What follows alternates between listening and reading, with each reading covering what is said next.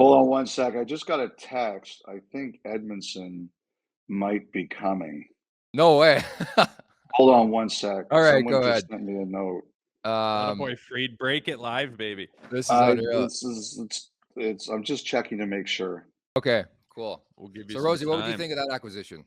Edmundson, Jesus, it hasn't even been on the radar that I've heard or No, seen. But he was done. It's happening. Joel Edmundson to Toronto. Okay, go ahead, Freeds, do your thing. But Rosie, get your thoughts on that. Obviously, a bigger, steadier defenseman. Played on Montreal a couple years back. Has the pedigree. Right-handed shooting, though. Important to bring that up. Or excuse me, a lefty. Important to bring that up. It is, man. Like I remember, like it's always been right-handed defensemen that are just so sought after, and we don't have any of them. And we think we talked about that with TJ Brody and guys playing on their offside. Like it's difficult. Like for a skilled guy like Morgan Riley, I don't mind it as much. You're skilled enough to protect that puck and not get it stripped and be able to make the plays. And then offensively, you're on your one-timer side and your better angled side. But for a guy like TJ Brody, like to try to play your offside, I mean, the skating wise, your pivots, your gap ups are totally different. The way you open your hips up, if you're used to doing your left one to squeeze the guy off and wedge him, you're doing on the complete other side.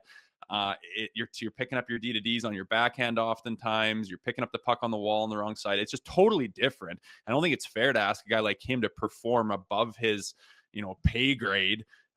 Even though he's paid quite a bit, but above his head, and to do it in the playoffs and to do it on his wrong side is fucking difficult. So the right-handedness is a huge deal, but let's hear more about this Edmundson trade here.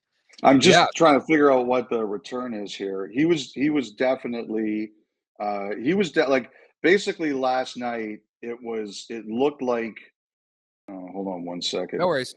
It looked like it was going to be like one of several teams, and they were trying to get the best draft pick they could.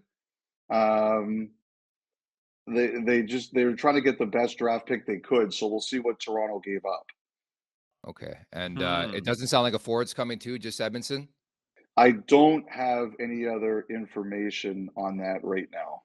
I don't. What's his term again? I don't know. He's up this year, and it's a low number because he was already 50% retained.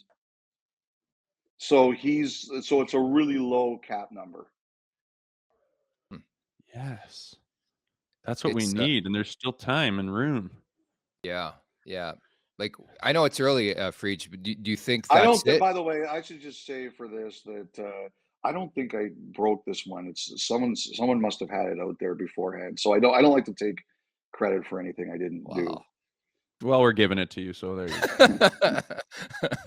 go. Anything else before we wrap? I know you're going to probably run with this, Freach. Great stuff. Anything else you want? I know to put you on the spot, we're just having this convo and this news breaking as we do this podcast that the Leafs have acquired Joel Edmundson, but obviously they're going to keep looking here, right? Like I think the stunner for me is that he's a left-handed shooting defenseman, right?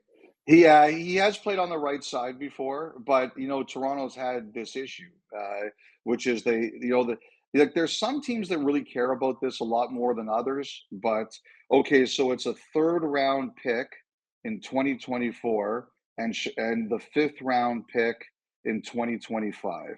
That's two defensemen that you're not paying much for as far as salary, and you're keeping your cap, pretty open, and you're giving up a few later picks, and you still got your first, and you got 2 defensive defensemen, which, keep in mind, that is our number one problem, don't you think? Like defensive defensemen that just shut down, don't get exposed, don't get running around, don't give up that big goal or that one brain dead play, and move the puck up to the big boys. Like, I think that's huge. And again, we said this after the Bush trade, but like he still doesn't have to be done.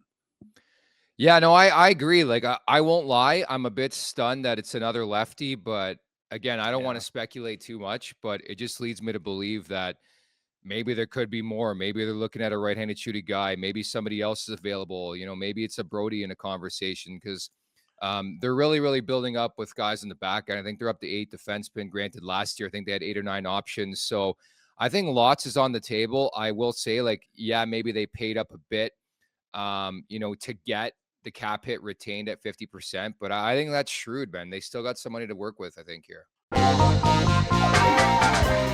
Make sure to check out more of our content right here on the Leafs Nation YouTube page. We got long-form interviews. We got clips. We got epic rants by Jay Rosehill. We simply have it all. And don't forget, You can find out much more at theleafsnation.com. Thanks so much for watching.